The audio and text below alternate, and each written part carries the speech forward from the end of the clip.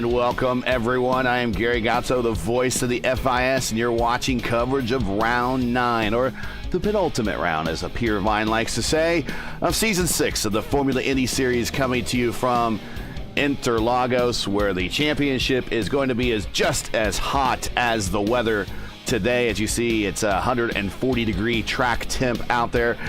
Really, the weather's not that bad. It's 81 ambient, but still going to be a hot time at the Old Town tonight when it comes to this championship, as we're coming down to the final couple of rounds, and we're looking at, one way or another, a repeat champion of this series, whether it be Caleb Benzie or Mitch Welker. We're going to have a first two-time champion in about a week from now. Joining me, as always, further, the expert. He is the expert in expert analysis. My friend here in the booth here, from the NHRE sports team. He's getting back into doing some racing here at the IndyCars, coming back. And please welcome Stephen Larkham. Stephen, we kind of talked about it before the opening here. Just kind of settling into an old familiar place that IndyCars really don't run at, but we know this track oh so well for being on the Formula One calendar for just seemed like forever. I mean, it really has been forever. It's been around since the 1970s, actually, when Brazil was really starting to get involved deeply. I've been around since the 1970s, so. Yeah, very much. Yeah, it has been around for a while, from the days of the track's namesake, Carlos Pache, and of course Emerson Fittipaldi, of course, won 2 championships, and both those years they raced here at Interlagos, and it was a very different track then than it is now.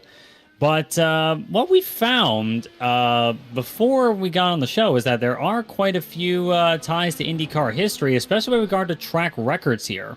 Now, of course, the overall track record for a race was set by Valtteri Bottas in 2018 in the Mercedes F1 W09. He did a 110.5 here in the 2018 Brazilian Grand Prix. However, a few names sprung out from us as well. For the Formula 3000 record, when F3000 was A, still a thing, and B, was a feeder series to Formula One. The overall record in that category is held by none other than Seabass Sebastian Bourdais in 2002, the year before he went over to the Champ Car Series.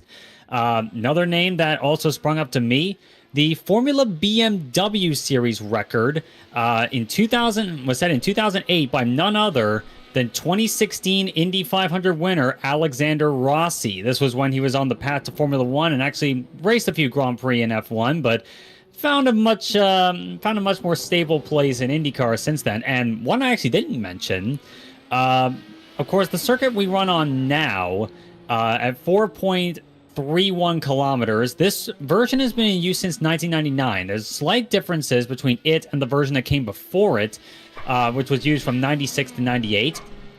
And the record on that track, because they had to remeasure it, a 1:18.397 for Formula One, set by 1995 Indy 500 winner, IndyCar champion, 1997 F1 world champion, and now resident hot take machine, Jacques Villeneuve.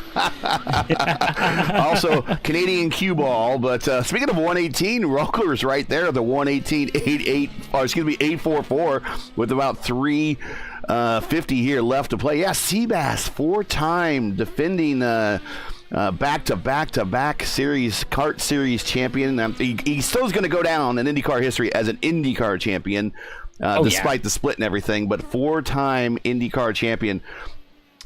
He's only third or fourth all-time in terms of total number of championships in IndyCar. It really goes A.J. Foyt, Scott Dixon, and then comes Dario Franchitti, and then comes Seabass. In terms of 4-time series champions, once you get into past 3, it's really rarefied air in IndyCar. You're in an almost exclusive company. Mitch Welker going faster, 1:18.425, as we're watching Christopher Hill currently, who is provisionally second. But it's good to see Seabass with that Formula 3000 record here. It's about a pretty close analog to these cars. Not identical, but pretty close. Pretty close indeed. And the one that actually drew the closest comparison time-wise were Formula One cars in the 90s, back on the old configuration here. 118, it was a 118.4 that Jacques Villeneuve ran in the 1997 Brazilian Grand Prix. And look what Mitch Welker has up here, a 118.4. So that's a pretty close analog to F1 cars from the 90s with the screaming V10s. And Christopher Hill now on another run here. Right now, Welker, the only driver in the 18 so far. I'm sure he usually is like a very methodical driver. He always does his research on every track he can. He does the homework beforehand. It pays off on race day. And he's really showing it right now. 6/10 up on Christopher Hill. Caleb Bensi, about a second in Bensi now moves up into P2, 118.6. All right, let's show the points, because that's the key thing. And there are your championship standings. Mitch Welker with a 317-point total. Right behind him, Caleb Bensi, 296. Gavin Sanders, who is doing some real-world racing, not in the lineup again tonight, is going to eventually fall into the grasp of Logan Spath. For 244 to 220. An interesting thing about Logan, I was talking with him just the other day about his run up and through the standings here. He's looking at a possible podium finish with only one real podium finish all season long in a race. That's consistency right there. I was trying to tell him that that's consistency. He was wanting to say he could do better, but I'm just keep telling him that was consistency was paying off, and is going to land him that podium in the championship, even though he had only one podium all season to this point. We don't know. Maybe he'll get one tonight. We shall see. He was so close in the last race. There you see De Turk sneaking up now 5th in the standings. Dan Morera, your lead amateur, in 6th. Byron Daly 7th. Flaum 8th. DeMade 9th, and Hunter Ingreve in 10th. I don't think Dakota is in the lineup today, and I don't think Ingrave is in the lineup today. I'm not seeing them at least popping up on this. Oh, Hunter Ingrave is here. Very good. So Hunter Ingrave might be able to put a move on Dakota DeMade here in the standings with 2 weeks ago. To move to 9th. That is the amateur points, the professional points. The amateur points, as mentioned, Dan Morera is your leader, 155 over 120 to AJ Digby with a pretty good margin with 2 weeks to go. So we shall see how he goes into the final race based out of what's coming out of here. But Dan currently is provisionally 7th and is the lead amateur on the grid right now at the moment, right ahead of Sam McDougall and Digby in 9th.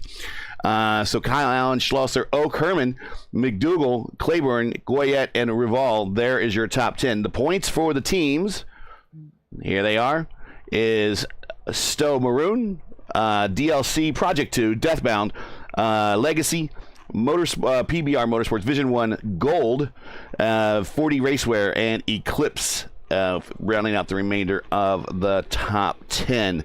Qualifying is done. We'll see who got the poll here. I think in a second. I think we have a good idea who did, though.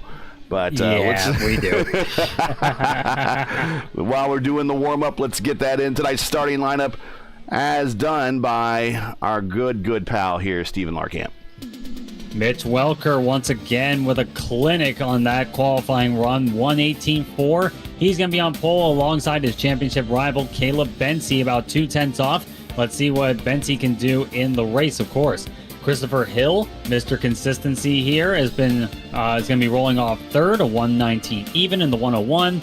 He'll be alongside former series champion Nate Siefker in 4th spot. Good effort from him. Logan Spath, another good qualifying run for him in 5th place, alongside the 66 machine of Byron Daly. He's there. Good. Huh? Go ahead. I didn't think when Daly was here, and it's good to see him in the lineup. Good.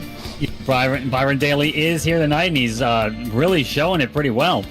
Dan Morea in the 444, lead amateur and on the grid here tonight will start 7th, alongside Sam McDougall's number 13 machine. AJ Digby will be starting 9th in the 81, alongside Zach Fahm in the 20. That is your top 10. There's Matt Johnston. The 404 has been found in 11th place, alongside Mia Ray Svensson. Had a great debut last time out at Mugello, and starting off 12th. Let's see what she can do from the middle of the pack. Frankie Francicia, keep an eye out on him for sure in the 98. Very fast at these places, and a very stacked midfield, I must say. Franchicia will start 13th alongside the Fish car Cody Claiborne in the 31. That's 14th. Michael Costello will be starting his number 8 machine in 15th place alongside Indica Scarlet in the number 64 in 16th. Nick Goyette in the 12 will start 17th alongside the 22 Mario Capellucci in 18th place. Rounding out the top 20, Kyle Allen's 999 will start 19th alongside Joey Selmetz's number 9. That's a lot of 9s there for one row. But Selmetz will start off in 20th. Yeah, Aiden Herman in the 21st spot in the number 77 will be alongside the 906 of Andy Oak in 22nd place. Peter Donchak in the number 17 machine will start 23rd alongside Fabian Saavedras number 23, the last of the drivers supposed to qualifying time.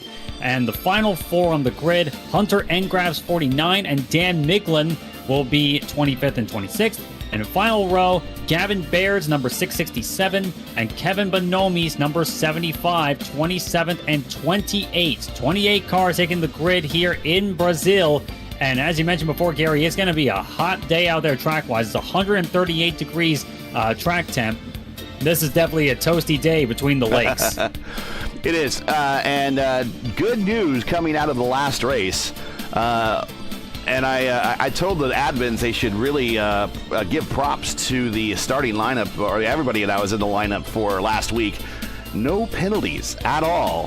First time in a while that I believe I seem to recall, maybe ever, that there has been a penalty-free race here in the FIS. Now, there are people probably answering penalties today for earlier rounds, but no penalties resulting out of last week's race.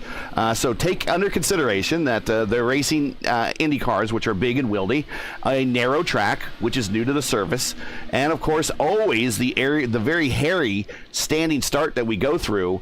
To walk out of Mugello, and certainly that first lap with really no incidents in the first lap, or minor incidents on the first lap that could go down for a report, and to come out of that whole race with no race penalties, that says a lot. So good job, ladies and gentlemen. Did a great job in that last race, and the admins seem to be pretty proud of that as well. Oh yeah, and they have every right to be. It's showing that the drivers really learning the ropes here of these standing starts, because it's a unique feature of this series. The IndyCar series in real life doesn't do standing starts, and the cars are never really built to handle it in the first place. So it's really showing that these guys are really starting to get the feel for the idea and not overdoing it, I think, because that's really easy to do with these things. They can light it up just like Mitch Welker just did and sent it into the wall here. Just doing a little barrel roll here during the warm-up, but warm-up is about to end. It's going to be 47 laps around the Autodromo Jose Carlos Pache in Sao Paulo today. Now, you said it way better than I can, and just Interlagos. Yep, Interlagos. Interlagos. Yep. All right, and we are going to start loading in here on the main straight.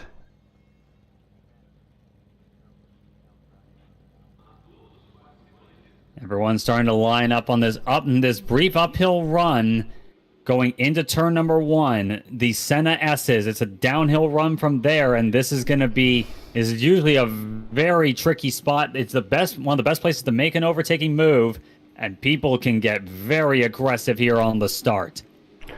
Remember, Nate Siefker, I believe, is still racing one-handed, so the one-handed bandit is out there, and he is got one of the best starts of the season.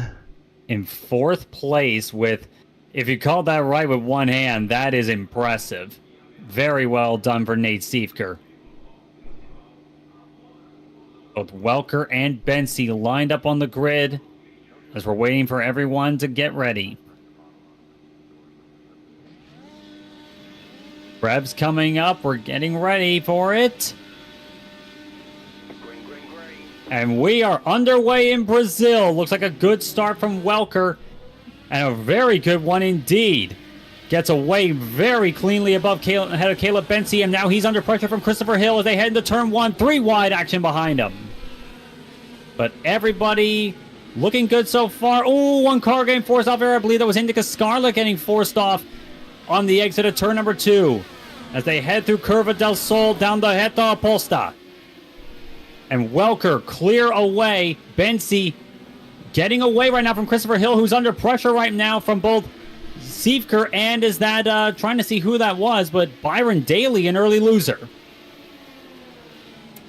Oh, there's almost some contact there actually between Christopher Hill and trying to see who that was. Had a fantastic... That was Sam McDougall in the 13. Almost came to blows going through the S's here. Very tricky section to make passes work. But everyone's starting to get themselves into some semblance of order as Welker once again starting to check out from everyone else there. That run he got over Bensi was a big help. Let's see what Caleb can do. And up the hill for the first time. 46 remaining. Caleb Bensi trying to run down Mitch Welker. The gap already 1.3 seconds. So I think Zach Flaum is coming to the pits early. We got early takers here. Sam McDougall on pit road. And is that no, Zach Flaum has stayed out. Goyette? It was one of the pink cars. Yeah, Indica Scarlet's on pit road as well. Byron Daly apparently was involved in an incident at the start of the race. McDougall. It was McDougall. He was in. They're very similar cars out there that have some pink in it. I thought it might have been one of theirs, but he hit pit road. Not sure what the penalty was. Yeah, I think McDougall actually made contact with Christopher Hill going up the hill for the first time. As right around that point here, right now, Siefker now moving himself up into P3. A very good run right now for Nate Siefker. And Christopher Hill losing positions as Mia Race Fenson up into 4th position from starting 12th. What a run for the 96. Ooh, 8 spots. Great job. We got Siefker's on one of his better runs of the season. He's had a very quiet season. Of course, had the injury that happened to him in the personal life. That relegated him to miss some weeks, had to do some hospital stays, still not fully recovered. That's why he's driving one-handed. Mitch Welker just goes purple that lap with a 1:19.8, but looks like that Nate is the Nate of old, and he is storming up through, or at least improved one spot on that start right there. Caleb Bensi is 2nd, and as you mentioned, Svensson is 4th. Chris Hill 5th. He has lost 2 spots on the start. Right behind him is Michael Costello. Costello has a bit of a run. He's going to take a look on the inside. He goes and sends it. But he goes wide. Track. But I was about to give props there to Michael Costello from 15th to 6th in 2 laps. What a run for the number 8 machine. But that, I believe, he has to slow down. He's got to give up time here. And I'm sure, like everyone else behind him knows it. Look at this train that's forming up behind the number 8. Costello doing everything he can not to lose track position that he's gained. Is he able to pull this off, I wonder? Yes, he does. He's actually cleared the penalty, and he has not lost positions. What a clever play. Very good. The number 8 machine there, and I'm sure it's to the chagrin of everyone else behind him, especially Christopher Hill, going from 3rd down to 6th at the start of this race. This was not the start the 101 machine was looking for. Now, here's Zach. And here's, like you see, the pink on his car, and that's I got mixed up with those. I thought Zach was going to take a look here on this. Well, this time in the 1, he's going to take a look to the inside. Zach Flaum, aggressive move there into turn 1. You could definitely make that happen there, but it's so easy to lock a brake as well. But this is all really playing into Costello's hands here. He's trying to break the draft of these guys. And look at Zach Flaum again looking to the inside on Christopher Hill. Hill really struggling. The one thing I should note, both Costello and Flaum running the soft compound tire. Yeah. Hill is on the hards, and so is every driver in the top 3. Yeah, we'll take a look here. We're riding along with Dan Morera as he's now attacking Christopher Hill. This is your leader in the amateur division. Currently P8 in the race, lap 4 of 47 into this thing. Let's give you the tire compound situation. There you go. Primary makes up into your top 4. The first alternate is Costello, so that's probably one of the reasons why Costello really wanted to do a full send there. as he realizes that time is a wasting and they need to go right there. Zach also, same situation. He is on the alternate as well. Then we got Hill in the primary, Moreira on the primary, Spath on the primary, and Digby, who has worked their way up to 10th, or actually started, I believe, 10th, or in the neighborhood of 10th. So he is down one spot, but is currently 10th, and Digby is on the alternate. And then a lot of, as you start going through the remainder of the field, that's where you see a lot of these more alternates popping up than the primaries. So I think we're going to see some comers and goers with these alternate tires further on back in the field. Yeah, and that seems to be the case where, as I saw Svensson go wide off of turn number 4, but the thing I'm definitely seeing is with the high track temperature we're seeing, this is some of the hottest track temp that you're likely going to see in iRacing. 135. Yeah, at 135 Fahrenheit, as actually Svensson kicking the tail out a little bit there. The soft tire will likely not be the preferred one for the long haul here. So I would imagine some of these red tire runners, they're going to be coming on the pit road at the first opportunity within the fuel window and switch on to hards for as long as they can. Yeah, probably. There's a few early casualties at the start of this race. Start to disconnect. Indica Scarlett out. Ooh. Byron Daly effectively out. Andy Oak is out, and Fabian Saavedra is the latest one here. So got a bit of attrition so far, but not affecting too many of the front runners, except of course for Byron Daly. What a tough run for him. Do we see what happened for those that went out? Were they ping drops or were they actual contacts? I'm seeing Daly and Bonomi on pit road with meatball flags, okay. And I'm not sure about Saavedra. Saavedra was the latest one of them, and my computer is not showing it because I'm kind of restricted on how many cars I can see. But I am seeing still this long train of cars, basically from 6th on back here, as whoa, I saw Costello get really twitchy up at the top of the hill, and Zach Fahm is seeing that and thinking, okay, this looks like a pulling opportunity. If anybody listening at home would like to donate to the program, I don't have I can put our GoFundMe page link in the description and see if you want to send any donations to Larcam so you can get a better video card. Yeah, it's one of the things I'm working on here. Yeah, I understand. It is a constant battle to keep up with the Joneses, especially here in iRacing. My biggest fear is kind of with what I have. They're working on this new graphics engine, and I don't want them to release that and then all of a sudden find out, oh, by the way, the 8 gig of memory that you have on board your video card that was pretty high end at the time is no longer sufficient enough. Yeah, that seems like it's an ununderstandable fear, I would think, especially since like mine is 16 gig and I'm looking to kick it up a notch too, maybe the 32 or 64 if I had the chance. But regardless, it's still, like, to its credit, though, it still runs iRacing pretty well for when I race. That's what matters. Well. That's ultimately what matters, yes. Exactly. That 960 in that thing has served me well for a long time, and the thing is, like, this one, graphics cards are built like tanks. It's really good. And I'm looking at a bit of a chippy fight here. Logan Spath versus AJ Digby for 9th position right now. Spath, one of the early losers, is locks a break, actually. Digby on the soft tire wants to get any opportunity he can here. Can he get him going into Junso? The last, well, not the last corner officially, but it's the last corner that people would really count as a proper corner here. They break at. They would actually break at. Yeah, like one you actually have to apply your driving skill to. Here's the track map. We'll put that back up. Time actually did AJ Digby, and now under pressure from Frankie Franchicia and the fish car, Cody Claiborne in the fish car. Yep, and Franchicia seeing this, that was a weird moment there. He was basically Digby was right on the gearbox of Logan Spath and just lost it all coming up the hill, and not even close either. Like, it was a full second lost.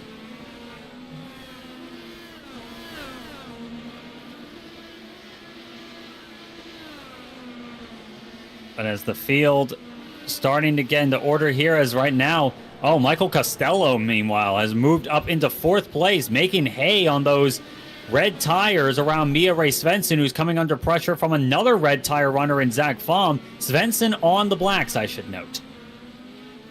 Yep, and we still got those tire choices showing as they cycle through the field. I think I have a new portion of the overlay here.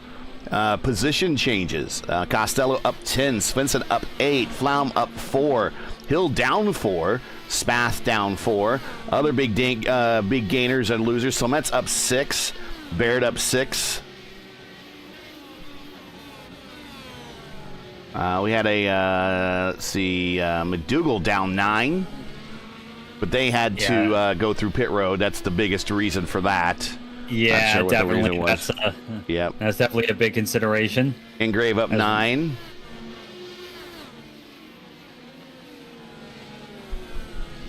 And I'm looking at this battle here. Zach Pham and Mia Ray Svensson. This is for 5th place. Pham, as I said before on the Reds, wants to get any chance he can to get by the 96 and make the most of those red tires before they wear off. And they don't seem to be entirely at the crossover point yet as Svensson kicks the tail out here as they go through the S's, working lap number 9. But Pham looking for any opportunity, especially since the tires, I imagine, are running on borrowed time soon. And pretty soon those black tire runners, and I should definitely know, the black tire runners up at the front, they're running laps that are comparable to the guys on reds behind them. So they're really getting the most out of these black tires here. Well, let's do a recap real quick because we're not too far away, I guess. I think we're about halfway through, maybe 47 laps, probably 2-stopper we're looking at. Definitely more than halfway through a run now. 10 laps into this thing. Probably looking at pit stops here in the next 5 or so, give or take. Welker, Bensi, and Seifer, your top 3, and they've really kind of pulled away from the pack. Costello is in 4th. Swinson 5th. Flaum 6th. Hill 7th. Morera 8th. Spath 9th. Digby 10th. The remainder of the field here starts with Franchica in 11th, Claiborne 13th, Johnson 13th, Salment's 14th. We haven't seen Mario since Indianapolis, but we welcome him back. He is 15th. Hunter Ingriv is 16th, McDougal's 17th, Allen 18th, Goyette 19th, Baird in the 20th position.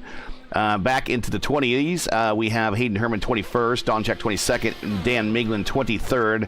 And I believe Dan is the last car currently running. 28 took the green flag, 23 still running as we are watching Mitch Welker complete lap 11, or start lap 11.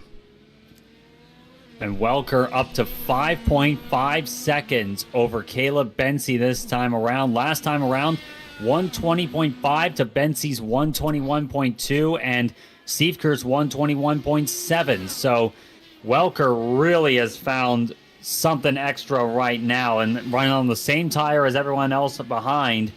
And he, once again, has done his homework as we usually expect of him.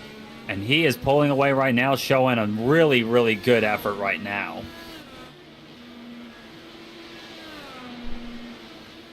And looking at what could be, looking further back through the field here, I'm seeing a battle on for 9th place. That's Logan Spath and AJ Digby again. Digby on the reds, Spath on hards. Now, which makes Digby's performance in Indianapolis, where he started up front row, and then him coming through a field on a couple of these races. If I'm not mistaken, in the FIS Discord, he mentioned that he is a double amputee. And so he is doing this, with AIDS. And, man, he is doing a heck of a job in 10th spot. So props to him. And if I haven't got a chance, if I got that wrong, I'm sorry. And if it was, tell me who it was, because I can get him to the right person. But if I thought it was AJ, and I just want to give him a shout out for just being toughing these things out and not making a big deal out of it really at all, and doing a good job, just doing a good job.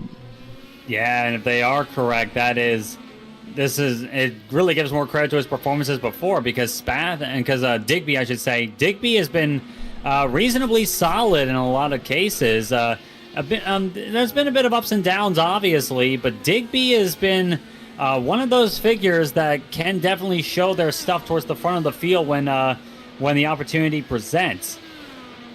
Digby now started 9th, running 10th at the moment, holding station pretty well in this admittedly very packed field here tonight. The Formula Indy Series just keeps getting better and better by the season, competition-wise. And AJ Digby really putting that into practice here. Again, if that whole forum post is correct, that's just even more credit to him. Yeah, just found it in chat. Says he was pretty happy with his top 5 at Detroit. Detroit's not very friendly for a double amputee. Detroit's not really friendly for anybody, to be honest with you. So yeah, there it is. So yeah, we got that right. So AJ, props to you, man. We haven't mentioned it all year. Don't really want to make a big deal. I don't think he wants us to make a big deal out of it, but doing a great job on the racetrack nevertheless. Other battles brewing. Car off. Cody Claiborne. I was looking at that fight for 11th, and that is nearly a wreck there, but Cody Claiborne gathers it up, loses at least 4 positions out of that. But that was in the middle of a really interesting tussle for 12th position. Matt Johnston leads it at the moment.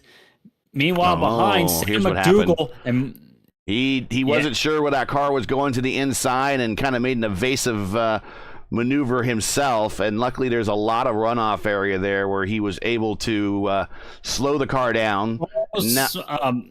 Slow car in front. That's the 22 machine. Mario Capellucci has a damaged front wing. His rear wing, I should say. His rear wing is gone on the 22 machine. What has happened to Mario Capellucci? Was that from the contact earlier, I believe? Let's see what happened. Actually, it was follow-up to that. It was just after that incident going through turn 2. It was Sam McDougal who made contact. So, yeah, this is all kind of involved in that same incident. You see Cody go off. We have Capellucci down on the bottom there as he's going through 1. Johnson right in front of him. And, to the inside, just got sent on him. And that snapped the rear wing rather violently. Yep. And then, unfortunately, or fortunate for, who was that? Was that Goyette? Who made contact with him? Yeah, no. Flaum? Was that Flaum? There was another car involved there. Saw Hunter Engrav in that mix. McDougal. No, McDougal was in that. Yeah, McDougal was the one that made contact, and his wing all of a sudden just snapped back into place. Yeah. Definitely interesting, and Capellucci has limped it back on the pit road. A tough break for the 22. Was up a few spots from where he started. New rear wing assembly on, down and away, and I imagine that stop, I imagine that one, you'll just take that as a sort of unscheduled but scheduled pit stop, because we're getting close to the window. Right in that window. Yeah, close enough. I mean, you might have to do an extra stop at the end. Maybe had to do some saving fuel. We'll see. But we are picking back up this battle between Johnson, McDougal, and Ingrave. This is kind of your closest battle of 3 cars on the racetrack. On the outside, Ingrave getting a look at McDougal coming through up into the main straight area. Will he get a run on him? Engrav started 25th. Battling for 13th, and gets pushed into that runoff area there by McDougal. Boxed him out there. And let's see if that 49 machine, who's been fast all season. Counter steer. Big slide job through Curva del Sol, down the Vetta Apposta. Can he get the run he needs? Not quite enough. McDougal holding on to it. And a bit of a twitch from the 13 machine there. Engrav, very close stuff there. And I think he might have hit him. I think he might have gave him the chrome horn there a little bit. I'm not sure. We'll have to take a look at that one. We might take a look at that one real quick. Yeah, McDougal got squeamish in that instance there. I think that was a bit of a chrome horn move there by Hunter Engrav. I think he was definitely getting annoyed by McDougal holding him up here, but move and grab up into 12th place. And now next up on the list is Matt Johnston's 404. Okay, here we go. We got about 10 seconds behind when the incident did happen. Can we get a good look at it? This is coming up. Coming up the hill here. Up the hill, and yeah, I saw a little bit of a touch there. Yeah, there was right before you kind of saw the nose kind of snap back into place.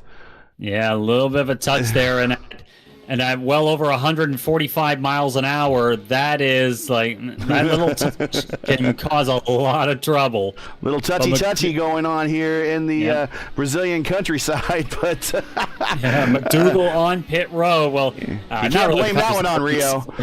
We're in the suburbs of Sao Paulo here. You can't blame that one on Rio. We can't blame it on Rio de Janeiro.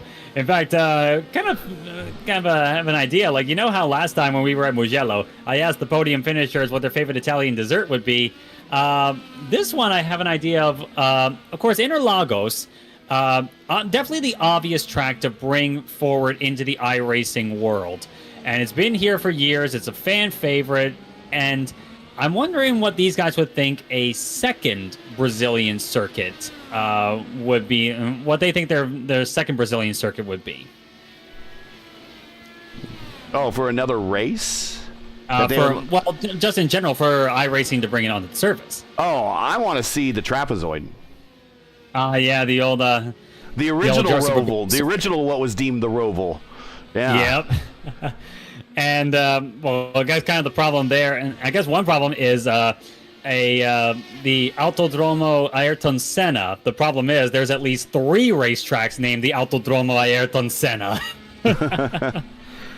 Yeah, that's kind of how the Brazilians admire their greats. Sam McDougal, I should know, came onto pit road the last time around down in 16th position, and we have more drivers starting to make their way on the pit road. I thought you were going to ask what everyone's favorite Brazilian steak was, and I'm like, oh, okay, picante. Oh, yeah.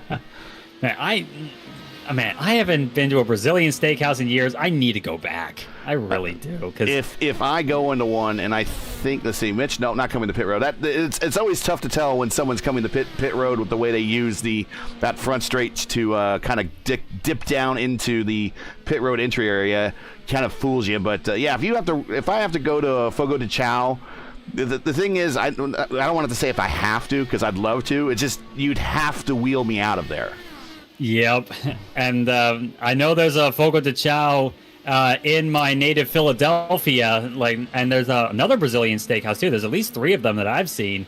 I definitely want to get myself out there a lot more. There's a lot more great food out there that I need to enjoy, and I've been savoring it a bit more recently. 8-second lead now for Welker over Bensi. What a run for Mitch Welker yet again. Oh, and Costello is now up to 3rd around Mia Swinson now with those red tires. He's still moving, but those tires got to be just howling. An interesting move here. Nate Siefker actually came onto pit road. That's why Costello is up into 3rd position. And Siefker on the reds right now. So this could be his short sprinting stint.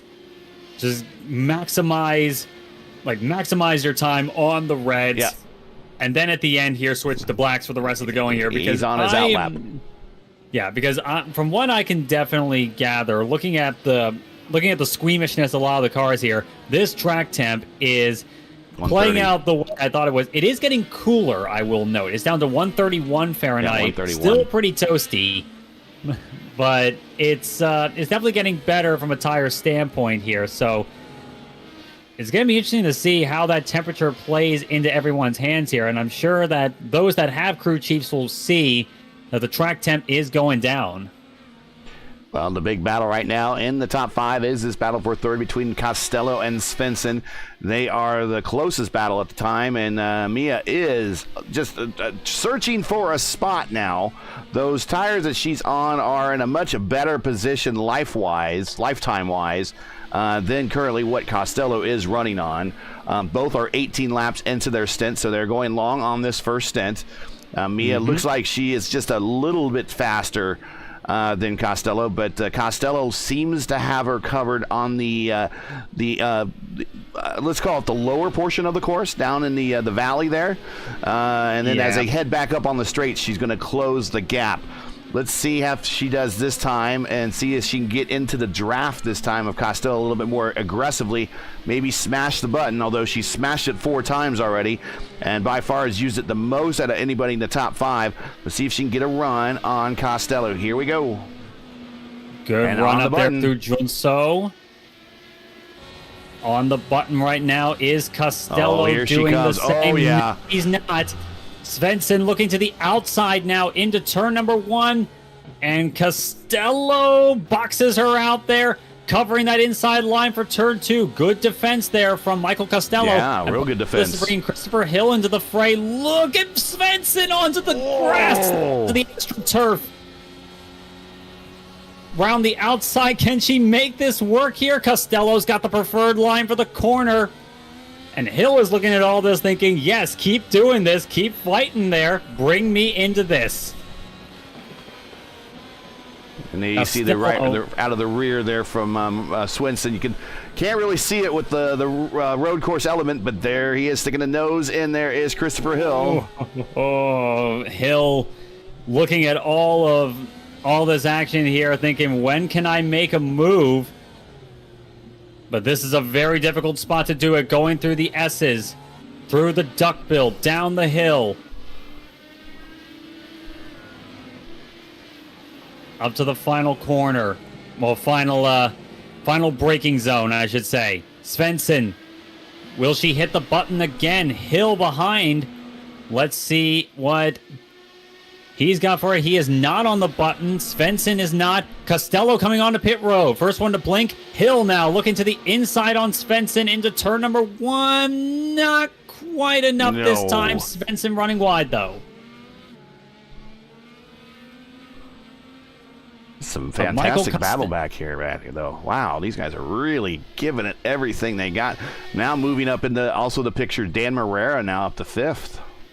Yeah, Morera quietly clicking off laps here. And now up into 5th position. The 444 once again looking very solid and leading the, second in the amateur division. That leader is, in fact, Mia Ray Svensson in 3rd place.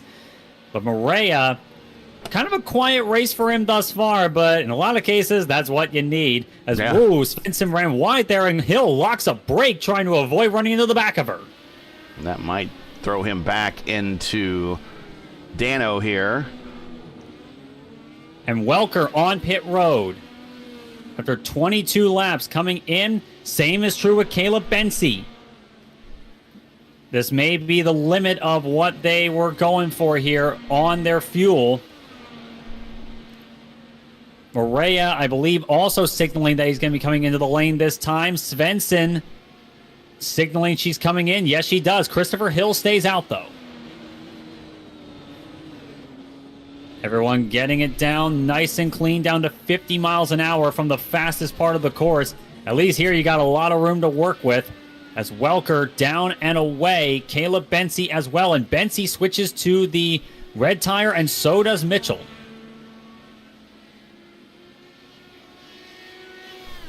So Christopher Hill has not actually caught Mitch Welker for the race lead. He's actually moved up in the 2nd place. Welker, what a run on that opening stint.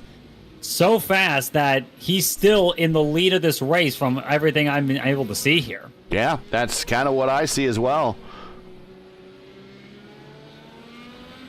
And Digby staying out long as well. AJ Digby still under pressure. Logan Spath. No, that's not Logan Spath. That's Nate Stiefker, I should.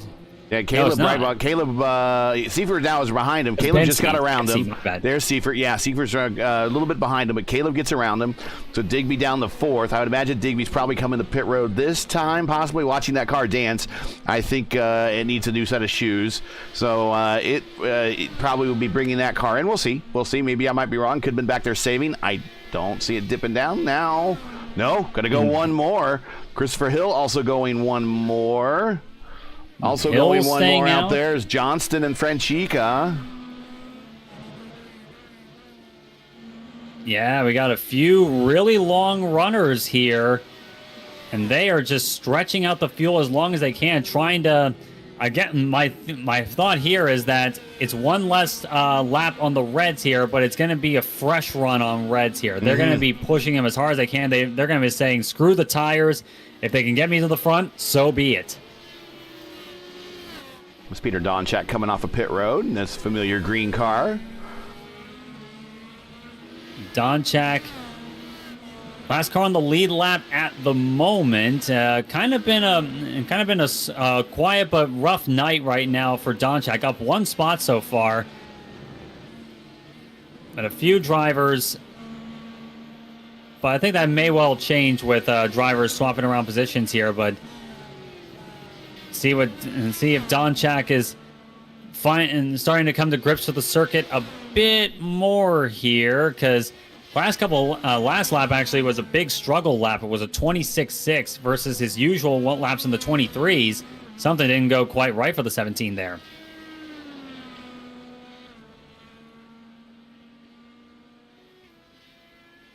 As drivers sorting out their pit stops here, more drivers are, as Franchica is the latest driver to come onto pit road in position number 6 at the time. So more drivers are really, these drivers are really having there's a lot of interesting strategy calls here, I will admit. Welker, though, really finding a lot of great time on his run. Hill, right now, going the furthest of everybody so far. We'll see how well this plays out for him. Especially since I'm looking at lap times. Hill last time by a 21.3 on those long-used blacks. Bensi last time by a 19.5 on fresh reds. And Welker with a 19.3. Bensi is really... These are the money laps so far for the red tires right now. And we'll see this time if Hill comes in. This is lap number 24. And he does. Christopher Hill onto pit road.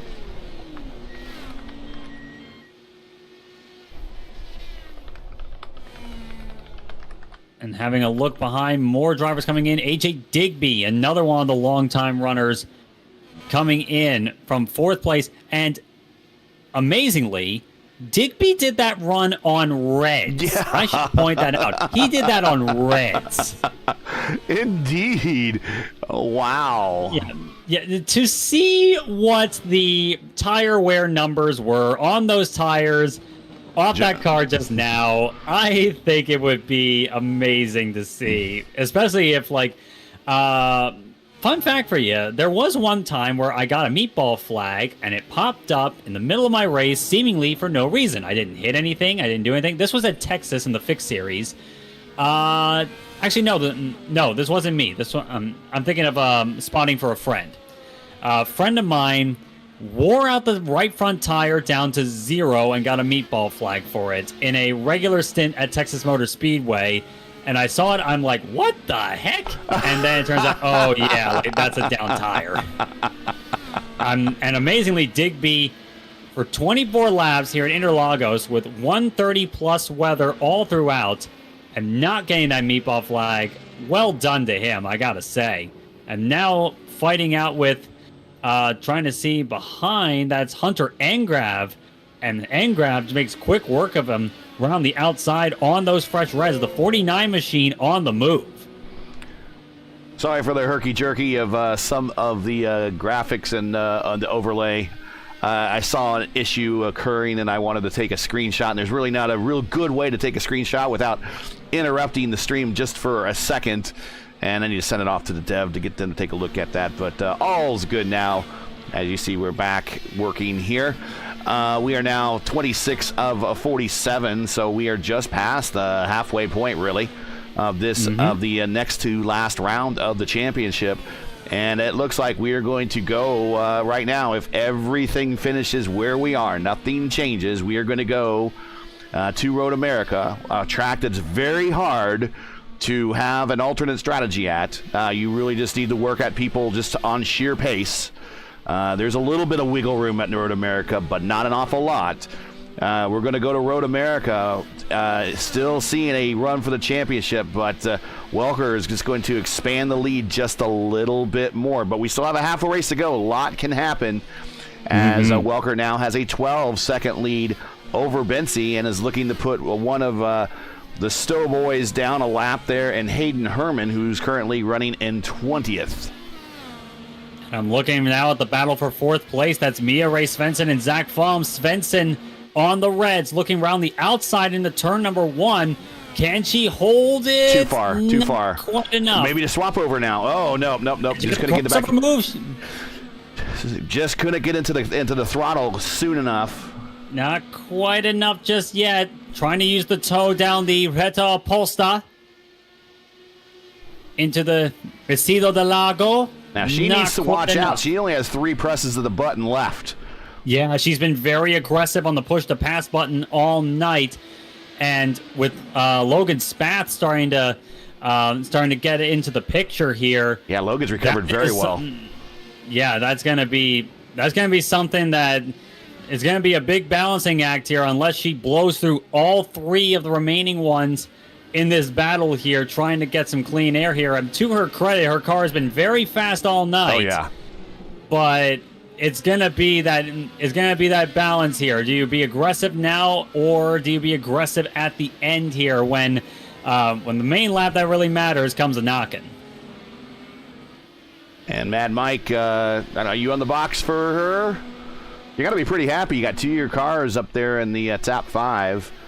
Then we got Logan Spath, who's recovered very well. He was down on a lower portion of the top 10. Now he's in the mid portion of the top 10. Christopher Hill, now we see Spath on the button there. So we got 3 cars really close proximity. Flaum, Swenson, and Spath. Christopher Hill, after all the pit stops, we're watching him right here. We're not letting him go anywhere.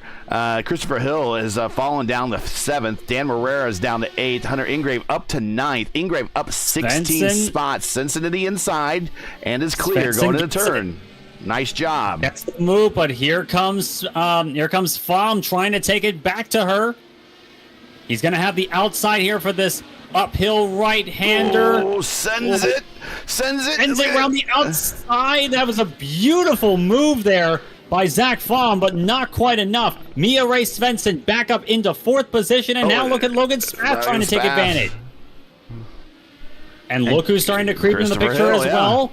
Christopher Hill. Yeah, I want to say Hunter Ingrave up 16 spots to 9th, and Digby now in 10th. Yeah, Engrab has been, seeing Engrab down in the bottom of the field here, didn't post a qualifying time. You knew that 49 machine was going to be flying. Boo! Big twitch there by Zach Fromm. And immediately on the attack, Logan Spath takes advantage and clears it easily. That was a big twitch by Zach Fromm there. Really cooking up those tires. And Christopher Hill seeing all this as Spath gets the move done there. And can Fromm get his throttle down well and take the fight back to him here? Fromm, I should note, on the black tire. As Svensson now starting to pull away from this fight. And look at Christopher Hill looking to the inside here. Yes, he gets his nose in. Side by side and not... I believe he's going to have he's going to have the outside here. They're still wheel to wheel. Can Hill pull off a spectacular move of his own? Not quite. Almost gets boxed out, in fact. You know, one of the things I really what I like about this track is it really reminds me of a go-kart track. It's like on a go-kart track, right? It's so hard to pass somebody, because the one turn where you set up to make the pass, if you don't pull it off, the guy in the other position, the gal in the other position's in a better spot for the next turn, because the turns seem to alternate left, right, left, right. And this whole in the valley portion of Interlagos is like that. It's a left, right. So if you're in the position of one turn, you're at a disadvantage in the next. And you just saw that for yourself with Christopher Hill actually getting by Zach Fromm up into 6th position. That's one of the beauties of Interlagos as a circuit. Kind of one of the great things of these natural terrain road courses is there's the natural feeling of them, and you can take a lot of advantage just by the terrain here and the left and the S curve configurations here. if you can hold it around the outside, you could possibly take an advantage there. As I actually saw some debris, and the car stopped on the side of the track. Trying to see who that was. Miglin. Yeah, Dan Miglin. What has happened to the 4 machine here? Looks like, just snapped on his own here. Got a little bit squirrely through turn number 2 and just lost the rear through Curva del Sol, and that is a destroyed number 4 machine for Dan Miglin. Yeah, to see what happened here.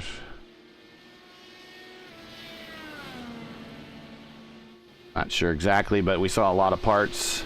I think we're getting right up to the point here. It was right after the downhill portion here. Yeah, that was it was coming out of turn number 2. Yeah. Wow. He caught it, and then it caught, and then it just went to the inside wall. Wow. So easy to have happen here. And that's the thing with that curve. Curva del Sol, curve of the sun. It's really, really easy to just light up the tires on exit of turn number 2 and just get the corner wrong here, especially in a car like this. In an F1 car, it's maybe a bit easier, especially if you know what you're doing with Formula 1 equipment. With an Indy car, it can definitely be a challenge, and with a lot of cars generally. And that challenge, I think, but the ability for great racing is what makes Interlagos such a popular track, and both for the drivers and for the fans, to say nothing of the fact that Brazilian racing fans are amazing. Well, we got Mad Mike checking in from the top of the strategy desk here for Mitch Welker. Says, not Brazilian, but Argentine. Would prefer for a Portero, De La Fuente in iRacing. De La Fuente, if I'm saying that right. Again, my Latin, whether it be Portuguese or Spanish tongue, is not very good. But I will eat all the Brazilian and Argentinian steaks you want to feed me, though. I have no problem with that. And then Mad Mike says Argentina has some amazing tracks. Absolutely, 100% agree. Rafella is the one that I really want to see. That's a 2.6 mile super speedway with banking like Michigan that they have there in Argentina that IndyCar actually went and raced at twice in the 70s. Just 1 year. Al Unser won both races, but I would love to see that track on the service. And it's an honest to God real life iRacing super speedway that actually exists and has been raced on in championship IndyCar racing. And then also, so they got I think that's Will Roberts running Mia Strategy, so welcome to Will. And they're looking at to be a pretty good team, and I'd say so because Mia is currently in 4th spot. So 2 members of that squad is bracketing the top 4, 1st and 4th, with Bensi and Siefker in the middle as the meat in the team sandwich. And great run by Svensson. And if you want to, my pick for an Argentine circuit, I got to go with the classic Autodromo Oscar Alfredo Gonzalez, which was the historical home of the Argentine Grand Prix in pretty much any of its configurations. But Will Roberts up on the booth there for Mia Ray Svensson. I'm led to believe that's the same Will Roberts who hosted a league I ran in years ago, the ISDC, International Sim Drivers Club, where I had a lot of fun in their IndyCar series. And now they moved on. They became the Fuel Series, and they mostly raced NASCAR for the longest time here. They're doing and it's IndyCar great now. To see. Oh yeah, they are racing IndyCar now. That's fantastic. So Will Roberts, if that is the same Will Roberts I'm thinking of, great to see you back again, buddy. It's been a long time. And great to see your driver, Mia Ray Svensson, has been putting on a fantastic show. And in her first 2 starts in the series, really showing herself to be a force to be reckoned with right now. 12th to 4th. That's always a commendable performance. And for really anybody involved, especially in a league like this.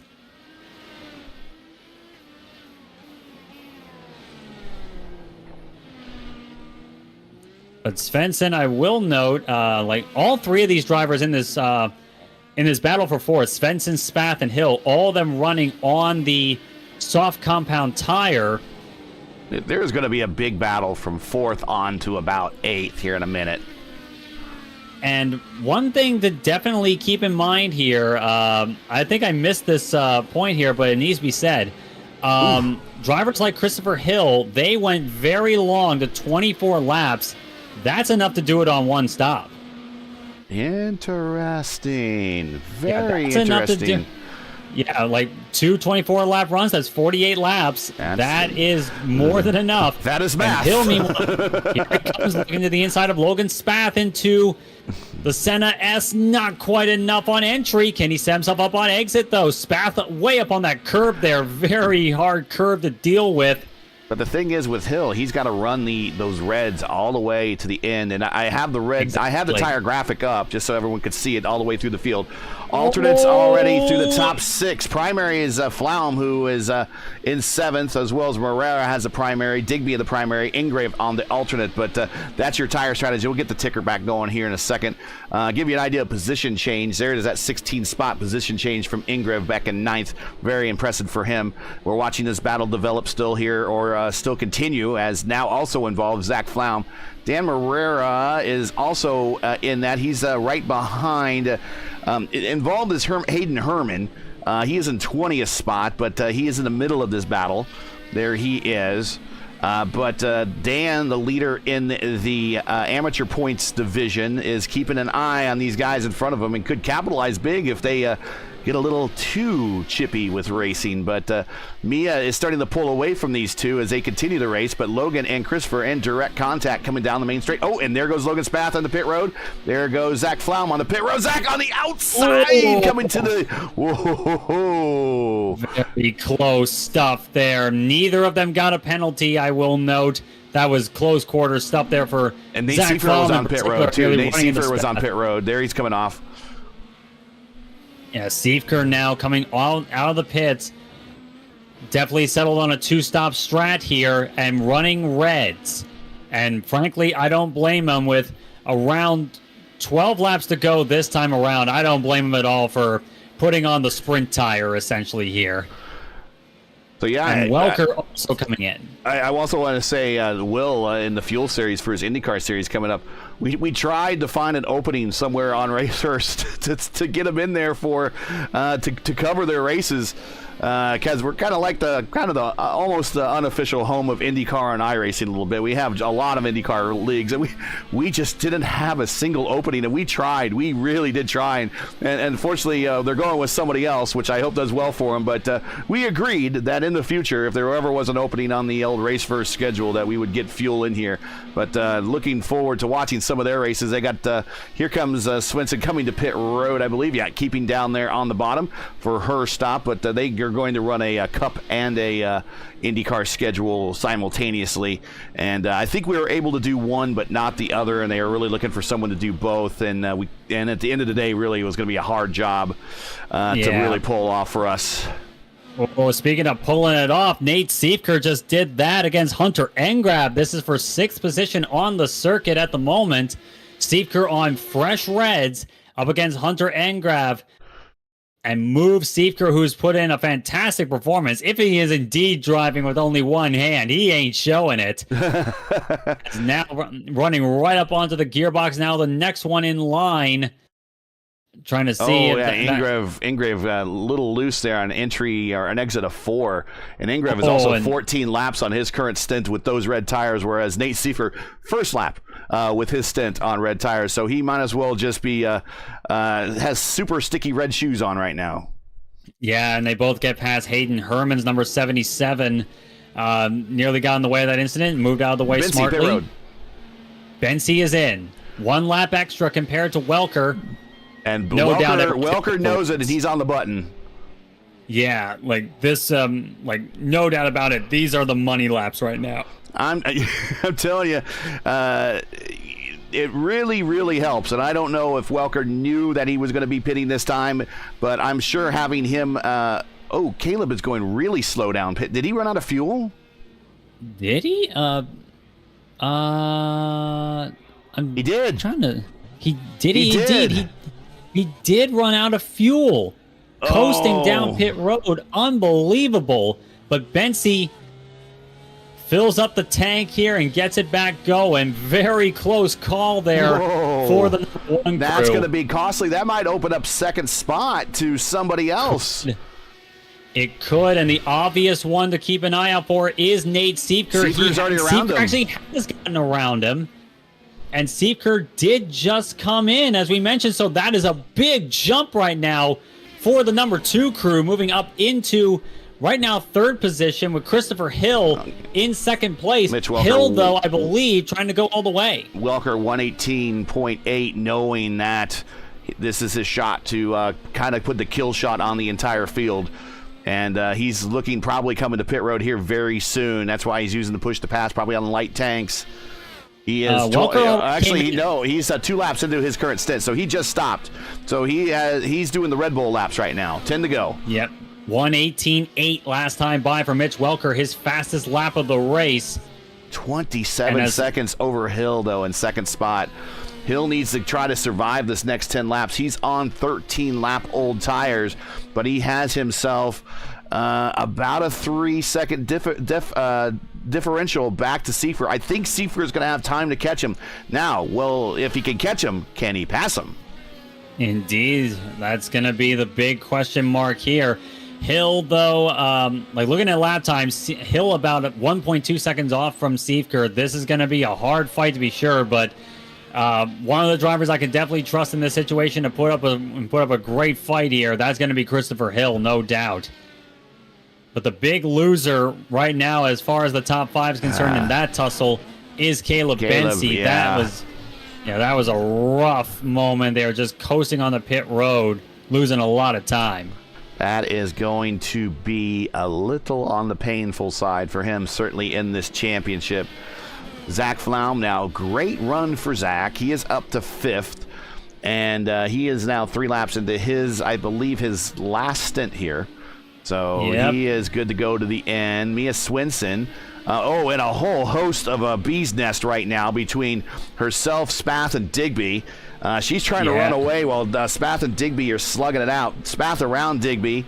Now Spath was trying to put himself in direct contact with Swinson. Spath on push to pass to try to claw in that deficit. Swinson cannot go to the button very many more times. She only has 2 pushes left.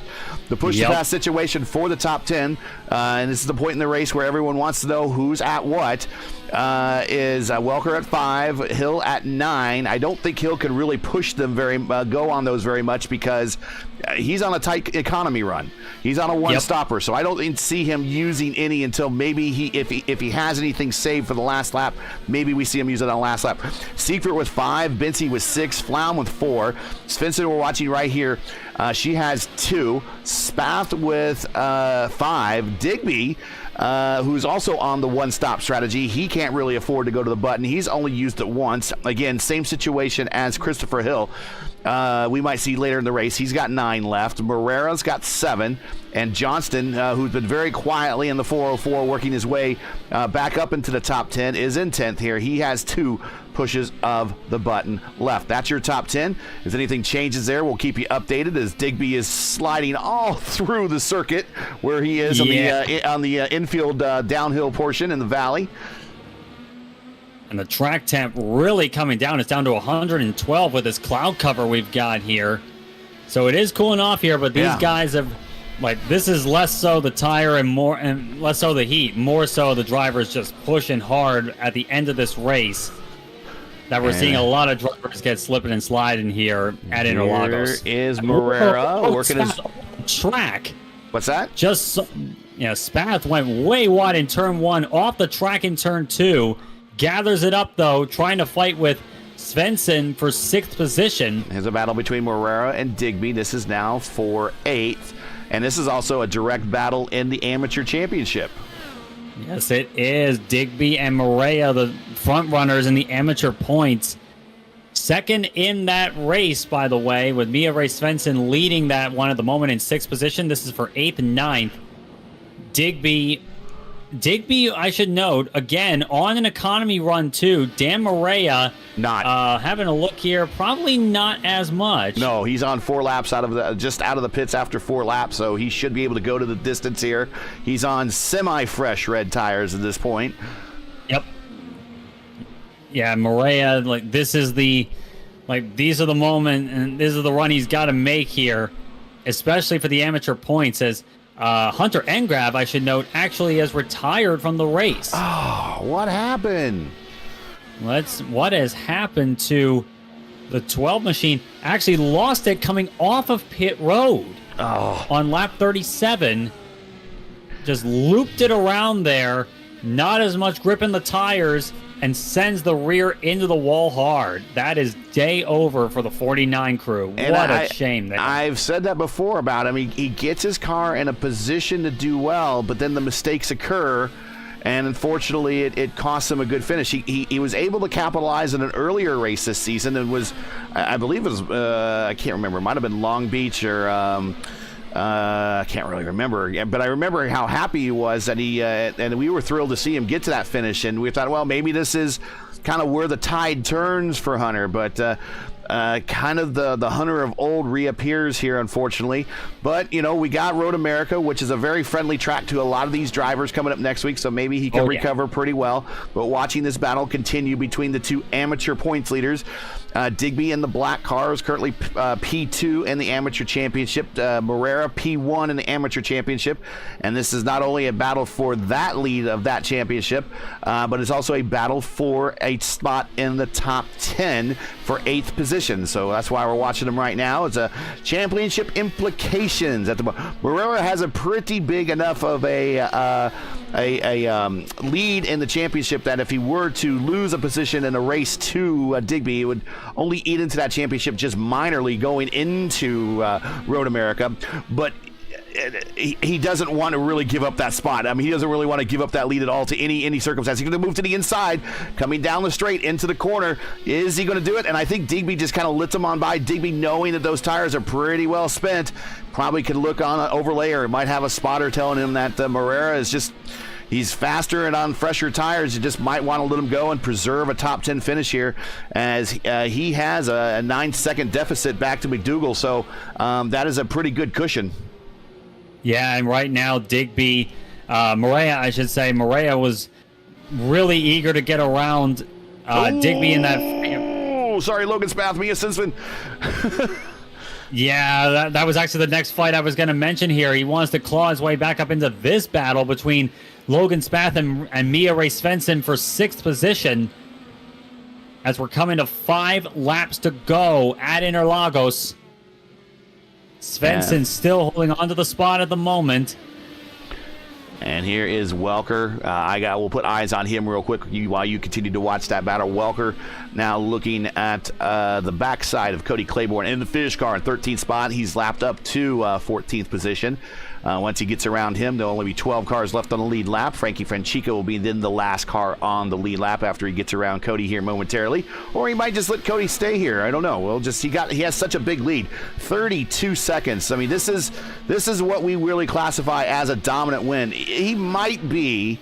he right now has the purple lap. I think he's led every single lap that he's getting around Claiborne there. I think he's led every single lap. He qualified on the pole, and he's looking at the win. I think we have a possible grand slam in the making here. I think we very well could be seeing that. Mitch Welker, I believe, has led every lap in this race.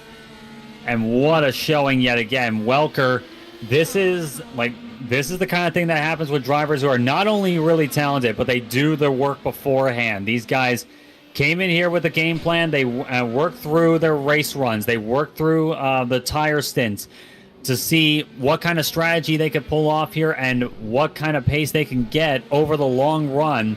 And Mitch Welker has been the king of that right now. And I think it also helps. I think it also helps, though, that it's a true team effort where he has someone on the box there helping him, and I keep saying that is the hidden secret weapon that some of these guys have, is that man on the box, gal on the box that can feed you this data, because you can't keep your eye on every single piece of data that's going on, and I think the key to that, and we saw it when Bensi was coming to pit road, and I don't know if they knew he was out of fuel or not, but all of a sudden, as Bensi's on pit road, Welker's on the button. So that tells me that the other times, I don't think a lot of drivers will be able to pick up on that unless they had someone on the box. So, guys, if you're thinking, hey, how can I get myself an edge in iRacing? Get yourself someone on the box. Get yourself a Mad Mike. Yep, get yourself like that's kind of the thing too. Is I know that the gaming community in general isn't known to be like one of the more social places, but that's definitely not true. Especially not here in iRacing. You can really easily make friends here, but definitely talk to your fellow drivers, make some friends, I will say. And like they may have been your competitors, but hey, one of my best friends, Nick Rasmussen, he is from Denmark. I met him in a iRacing Grand Prix Series race at Sebring back in 2015. We're like best buds. We can spot for each other. We can definitely help each other out. And like Nick, because Nick raced in the Upstate Racing League.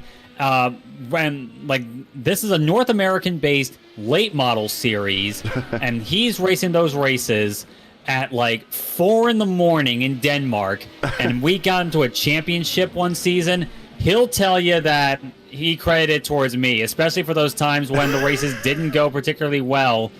But I'll definitely say as well, it's as much the driver as it is the guy, as much as it can be the driver and the guy up in the stand there. But the guy in the stand can really do you a lot of good, I will think. Where's he from? You said Norway?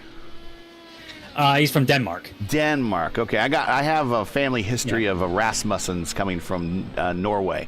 So maybe that might be a super long lost cousin of mine. Who knows? But possibly back on the racetrack, guys that aren't cousins but still are in close proximity to one another on the track is Seifert and Hill. Hill was much closer last lap. Seifert's kind of pulled away. I wonder if maybe Seifert's just trying to save those tires just a little bit. But Nick looking for a very redeeming P2 finish here at Interlagos here at this event. 2 laps to go. Christopher Hill looking at another podium to add to his resume. He is currently solidly in P3. And back in the distance there is Caleb Bensi. Who are we looking at? I was looking at Svensson, locked up big time, and she lost the spot to there's a Flown. Spath gets around them. Yeah, this is turning into a chippy fight right now. She was playing major defense, and she's right back at him. Right back at him again into turn number 4. Contact there, Spath's around. Spath sent around into turn number 4, gathers it up, only lost the spot to Dan Maria. Come on, cameras, jeez. He is not happy with that. This overlay performance is killing me right now with these camera changes. I should have got that on camera. Let's replay. Oh, wait a minute. Something's wrong with Spath. Spath's hard in the wall there. That is game over for Logan Spath. There must have been damage on that car there. Locks it up and into the tire barrier. And Spath is got to be fuming at this point. Let's watch. Is there contact?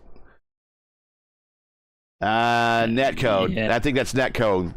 Netcode there, but and look at Marrera, Dan Marrera come around the corner. Yeah, just seeing that and thinking, thank you very much, and I'll go straight through. Well, here's what it looks like from his point of view, and hopefully we haven't missed the finish yet, but here he comes around the corner. And he's like, whoop, freebie. Look what's sliding in front of me, though. Oh! Yeah. Let's get back to live here. And now off the final corner, Mitch Welker. What a clinic right now. Coasting in behind Matt Johnston. But Mitch Welker, another amazing performance tonight at Interlagos. Beautiful job. Takes the checkers. But the battle on for second place, about 37 seconds in arrears. Christopher Hill, his last-ditch attempt to get by Seifker for second position.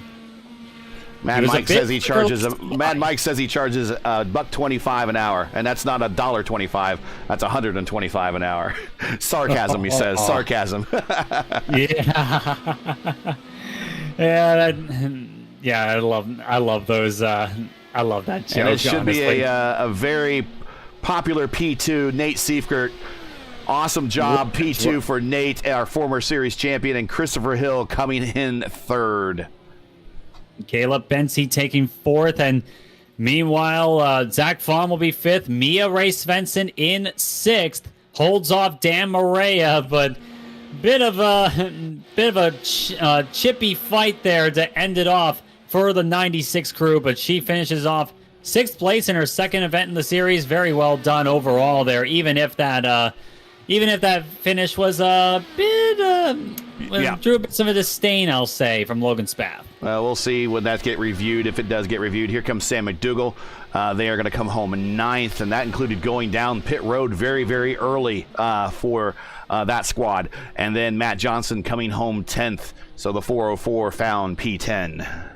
Indeed so, and was having a hard time finding it, I will note, for much of that race. Was sitting in 11th for pretty much the entire way up until Logan Spath had his issues.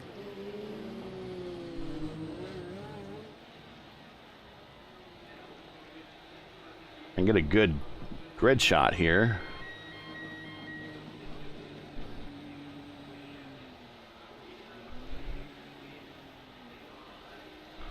There we go. And let's get a look at, let me queue up some replays, and we'll get a look at the final standings here.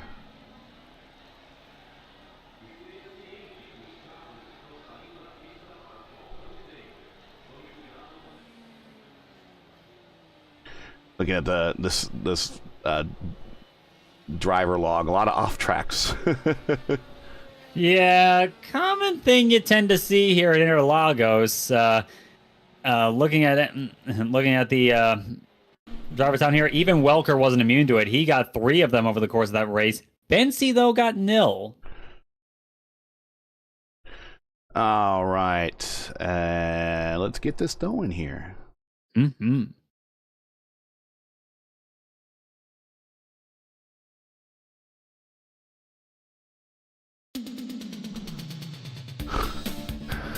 All right. Mitch Welker, yeah, he led them all. This was a 47-lap race. He led every single one of them on a 2-stopper. Gets the win, got the purple lap, got the pole. There is your grand salami right there, folks. Mitch Welker with a exclamation point on the win here going into the final race of the season. That does not spell well for the rest of everybody else in this championship. Gets the win. Nate Seifert, P2. Best finish of the season. Up 2 spots. Very happy to see him get this P2. But, man, 37 seconds off the leader. The leader was just on it today, Mitch Welker. Man, this was really his day, his track. Chris Hill finished where he started. And finished just less than a second off the tail of Seifert there for P3. Had himself a great race with the 1-stopper. In fact, 3 people with the 1-stop strategy made the top 10. We'll get into that. Caleb Bensi, unfortunately, ran out of gas coming to pit road on a little bit of a miscalculation there. Finished 2 spots down. Was in second place for much of the day. Started second, but finished 4th. And that's going to cost him in the championship just a little bit. He's got 1 more week to try to do something. And then time runs out. Is going to time run out for the series, the defending series champion? We shall see. We'll move on to next week to decide that championship. Zach Flaum up 5 spots on a 2-stopper. Mia Swinson up 6 on a 2-stopper. Dan Morera finishes exactly where he started on a 2-stopper. That's going to bode well for him in the championship because he finished instead of AJ Digby, who finished 8th on a 1-stopper. Sam McDougall, they finished 9th. And then right behind Sam was Matt Johnston, was the other driver in the top 10 with a 1-stopper. He finishes 10th, improves 1 spot at the end of the day. So he was just kind of hovering around that spot and made up for it there at the end. Great race for him. Moving on. Franchica 11th, Claiborne 13th, Goyette 13th, Costello 14th. Capalucci, we had 15th there. So Mario's return kind of a little bit more quiet than what we saw at Indianapolis, but top 15 nevertheless. Clement 16th. Spath, probably the incident of the last quarter of the race, putting him down to now 12th, or excuse me, 12 spots lost on the day, 17th for the finish for the race. Hayden Herman, his teammate, right behind him, 18th. Kyle Allen, 19th. Hunter Ingrave was an incident ending his day, or promising day, early at 20th. Donchek 21st, Miglin 22nd, Baird 23rd, Saavedra 24th, Bonomi 25th, Oak 26th, Daly 27th, and Scarlett. Colin quits a little bit early at 28th. I didn't see what happened to the Daly, Scarlett, and Oak, but unfortunately their days are done a lot more earlier than they really, really wanted. And Bonomi as well.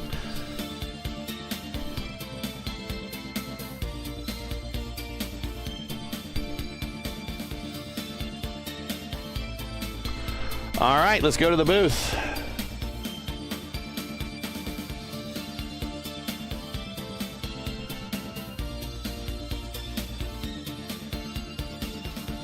Christopher Hill. Christopher Hill in the booth with Gary and Steven. Welcome back to the bottom step of the podium, sir. One stopper, eh? Yeah, I figured to give it a shot. I got beat by the one stop last week, and I don't know why. I was just like, screw it, we'll give it a shot. We'll see how it goes. I guess it kind of worked out all right. So.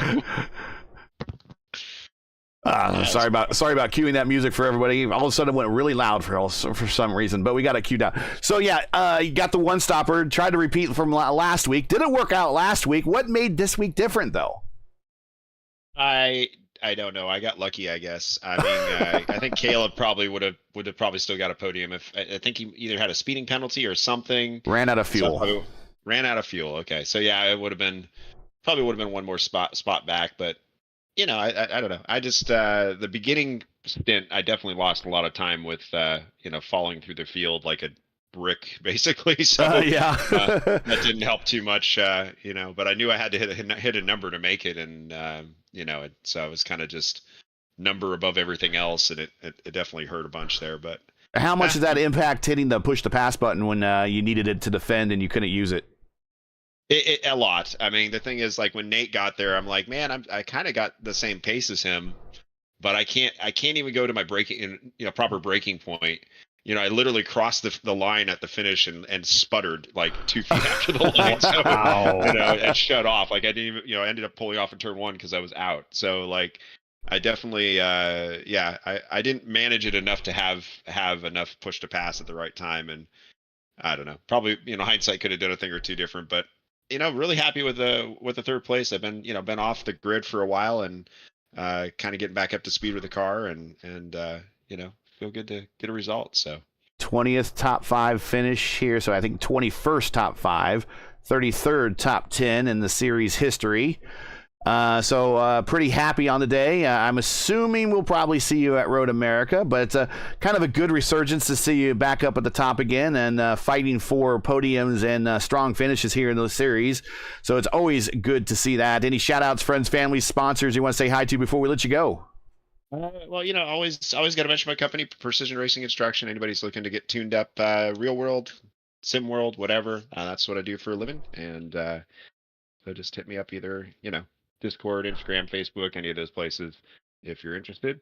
Other than that, big thanks to Team Watson. Been great running with those guys for a long time, and it's just a good group of guys, and I wouldn't be as competitive in this car without them. So I definitely have to thank them for that. And thanks guys for hosting, and looking forward to the next race. So. Well, not that I have any luck at directing, but go back and watch this interview. And right as you mentioned your company, Precision Racing Instruction, the camera zoomed right to your side pod at that moment. So on timing. So, yeah, you got to go check that out. I wish I could take all the credit for it. It just so happened that that's the way the camera was animated. So, but, yeah, everybody check them out. But congratulations, Chris. Good to see you here on the podium.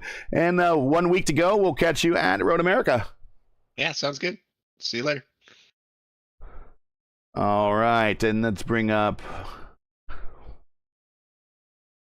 Nate Seifker. Nate, we got you here in the booth with Gary and Steven. Congratulations. Best finish of the season. First of all, how are you feeling? And was that all done one-handed? It was done one-handed. Yeah. Oh, my goodness. The left arm's getting better every day. We're doing PT and everything like that to get it, as close to where it should be at. But yeah, it wasn't too, in terms of, pain tolerance and everything, it wasn't too terrible with the left side there. The race itself was pretty fun though. Getting into a rhythm there. It was kind of nice to, be in a rhythm the entire race instead of getting thrown off for some reason, and made the 2-stop work there. What's other than the incident that for going in the hospital and everything, and I know that the early part of the season was a little bit of a struggle. What's been different in this season versus seasons of old where you've been fighting for wins and fighting for championship? It hasn't seemed to be statistically your season this year. What's been different this season versus previous seasons? I think a lot of it is I think the builds that have come out with the car just haven't suited my driving style. So you're constantly trying to evolve, and it's benefited others. I would say, back in the 2021, 2022 days, that feel of the car was what was really good with me, and it's kind of gone a different direction. Hmm. I will say, last week before I had to my shoulder started hurting, and this week felt more like a car I was used to. Some people complain about the car. I've had zero complaints about it. It feels pretty close to what I enjoyed for the most part. So, yeah, tonight it was nice. I got into a rhythm, which felt good. It feels good when you can get into a rhythm and you can concentrate. Just that's one benefit to having one arm is you're focusing more because I can't have any oversteer moments with this, or it's not getting saved. Hmm. So a lot of it's just managing the tires a lot more, which in turn has actually kind of helped my driving style to a degree. So maybe there's some lessons to be learned from this. Maybe I'll just have to get hurt every 6 months or so, and that'll help me out, I guess. I don't think your insurance company really wants you to have that happen. They all the definitely don't. time. No, they definitely do not want that to happen. But other than that, we're feeling good and recovering well. Yeah, every day's getting better. I'd say the ribs in the back are, as back to near 100% as they're gonna be. The shoulder we started PT this week with it. So we're completely out of the sling. Sling is out. So we're free burden at everything. Ah, But okay. it's the left arm is non-weight bearing. Not a whole lot of mobility. I can get my hand at this moment. Last week I could barely get my hand to the wheel. 2 weeks ago I couldn't get my hand to the wheel at all. This week I can get my hand to the wheel and go left hand down with it, but I can't do anything else with it. And it's got to be like no weight on the wheel, or else I can't do it at all. Period. So, Gotcha. next week will be better. I'm still going to do it one handed if I show up. Hopefully the goal is when we start FSS, towards the end of the summer, I'm as close to 100% as possible. That's the ultimate goal, physical therapy wise, if that makes sense. FSS is the Super Formula Series that you guys run here after the FIS, and that will, of course, be on Turn 200 on their channel when that season starts up. So you mentioned the recent software update possibly helping you. One of the things that the recent software update, everyone says that the car drives lighter, or it feels like it's more floaty. Has that been obviously it's been a benefit to you then to have the car less force feedback in the wheel with the one-handed driver? Yeah, that's definitely helped because I had to tone out all my settings to compensate for it. Like when I came back and I tried to do one simple like a 2-lap practice session, I couldn't turn the wheel properly with my right side because my right side didn't get a lot of work either out of this because I'm not lifting anything. So my right side's gotten weaker with this as well. So just relearning everything has been really the main part of this. Relearning how to launch the car. I had to do different stuff with that, learning how to downshift with the button instead of the paddle. Stuff like that is just semi rewiring your brain. Yeah. Eventually we're going to rewire it back to where it should be. But I'm not going to, first off, I'm just thankful to be doing this, in the position to do this. So if I can come out here and compete like that one-handed, I will fully take that. Tonight's a win for me, essentially. So I have zero complaints. Well, we wanted to talk to you a little bit longer to kind of see how you are, how you're managing all that thing. It sounds like you managed pretty well. Got yourself a good team day for Team Watson guys, finishing third with Chris and second with you. So shout outs, friends, family, sponsors, anyone to say hi to, go right ahead. But a good day for you and a good day for the team. Yeah, we're gonna be a little longer list. Thank you guys for being in the booth. Thank to all the team members that you've been there, and everyone in the league through the whole process. Running the special charity race that happened. That was a fantastic event, and I'm really grateful for everyone that came here from FIS to that event. It really did mean a lot.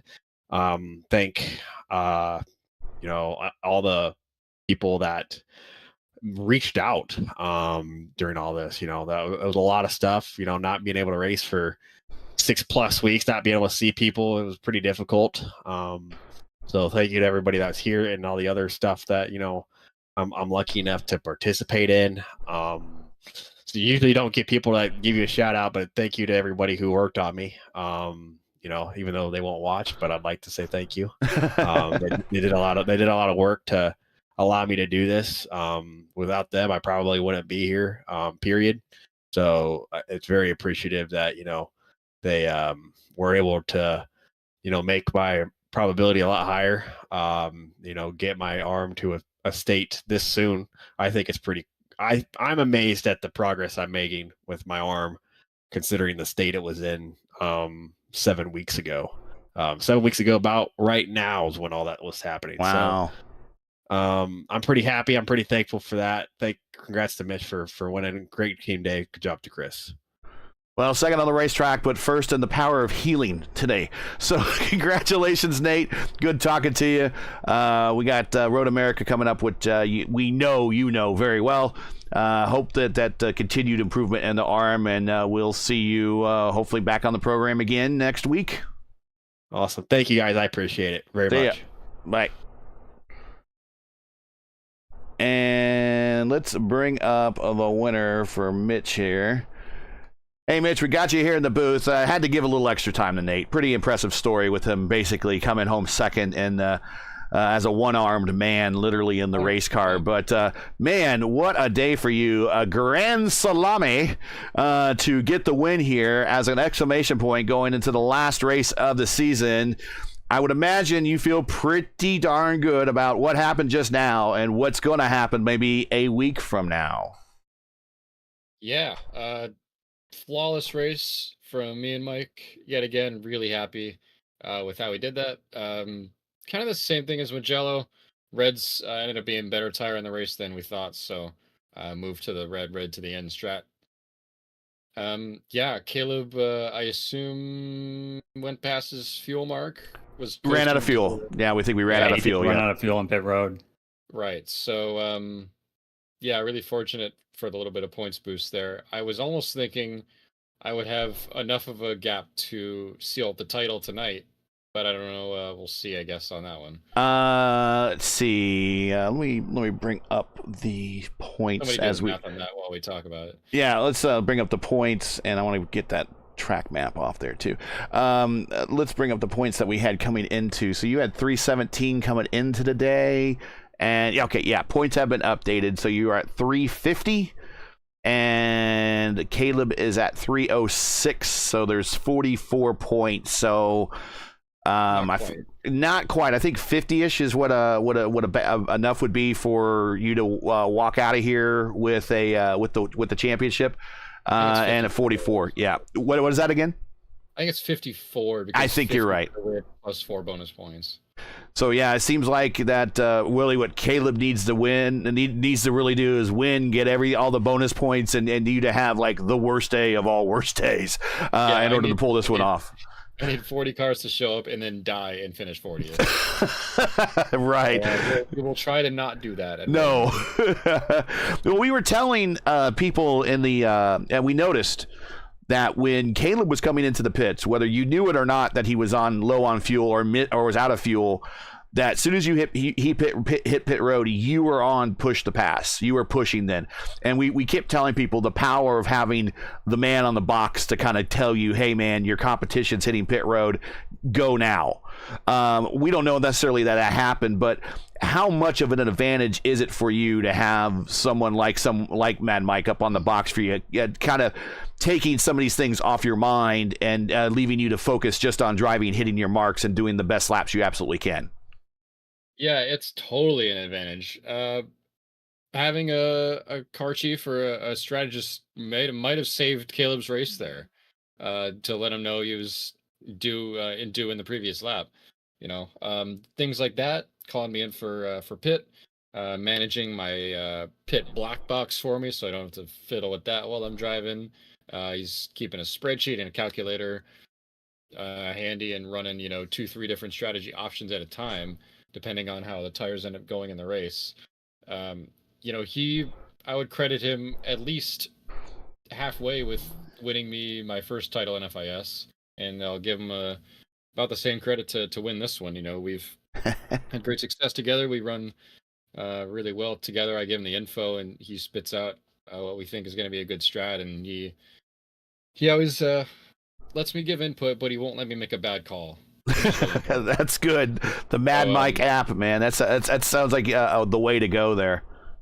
Yeah, so totally, it's been a game changer for me in this series, and I don't think I would have had the same amount of success that I do if not for having that strategist on the box. Well, shout outs, friends, family, sponsors, anything you want to talk about going into Road America. We were talking that there's really kind of one strategy, maybe a 1A strategy that you can kind of go to at Road America. We kind of saw it in the real IndyCar race, but what we really don't see in Road America and road and iRacing is that repave and how much faster the track is versus to what it is here on the sim. But there's really like one master strategy you got to hit at Road America, and then there's a 1A. So that's what you got looking at coming to you at a Road America. So any friends, family, shout outs, anything you want to say going into Road America? Yeah, shout out to Alan. Thanks for watching. Obviously, always shout out to Mike for being on the box. Shout out to LW Haugen, Lazy Rocket, and Open Medicine Foundation for being on the car. Shout out to Mia for a great run tonight. P6. She's kind of a teammate by proxy. So P6, yeah, great run. Shout out to Nate, absolute backbone. Great drive from him. Yeah, we're gonna do the same as we always have done for Road America. We just need to run the car to the finish, and I think we'll have this one sealed up. So really looking forward to it. Positive outlook after a win here. The Grand Slam here at Interlagos. Mitch Welker, your winner. Congratulations. We will see you in a week. See you then. Well, we don't see it very often. I can maybe count on my hand. And I have to go back and look at league history to see how many Grand Slams we have. But again, we saw it almost on a regular basis when people like Ayrton Senna were racing Formula One and Michael Schumacher. But you don't see it very often anymore, just because there's people that will go kind of rob you of that fast lap late in the race, just kind of doing the Red Bull thing, as we jokingly say. But to lead every single lap, that's the hardest part, because everyone runs so hard now that often there's someone that will go a lap longer than you on pit stops, so that it's not too far off your pace. But the pace today that Welker was setting, is he was able to get out in front of everybody, still pit, and come out in front of the one-stoppers, and that allowed him to lead every single lap. Yeah, and that really goes to show. Like, he was talking about how much the guy up on the spotter stand is a game changer, and undoubtedly it is. But like, having that guy up there and having the talent that he does, that is what's an unstoppable combination tonight here. This was his race. It really showed. He got everything right beforehand. And it really just goes to show just how strong a combination Welker and his crew are here.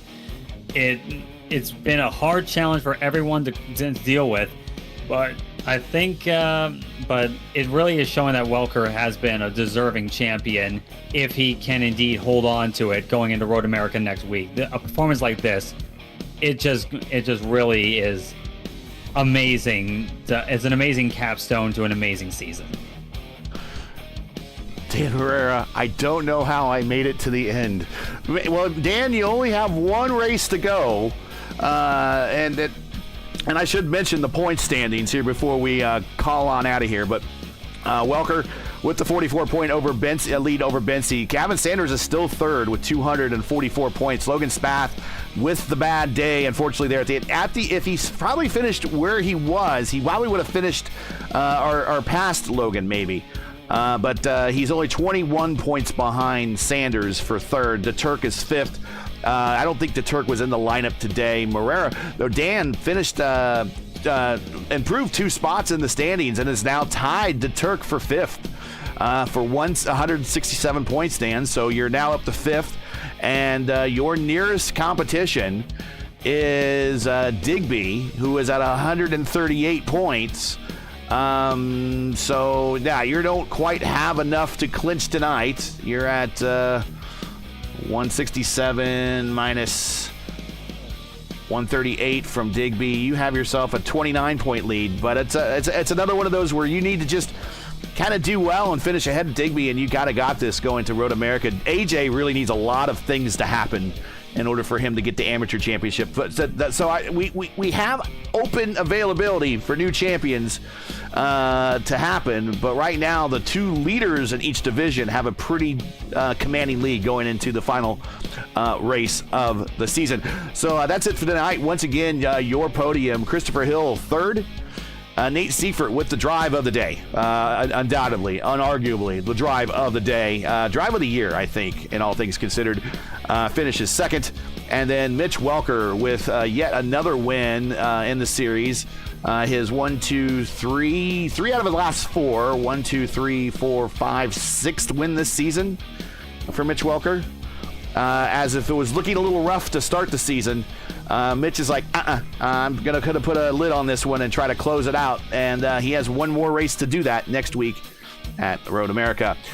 So join us next week for Championship Thursday as the teams and drivers move to Road America for the final round of the championship. One way or another, we'll be crowning a new champion.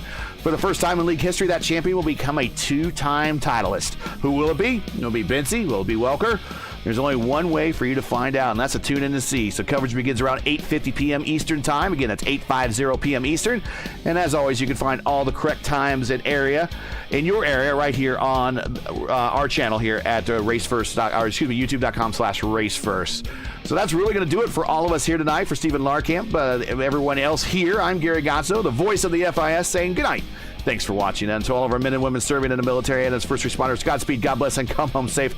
Catch us again next week for Championship Thursday at Road America for the next race of, and the last race of this season of the Formula Indy Series. Good night.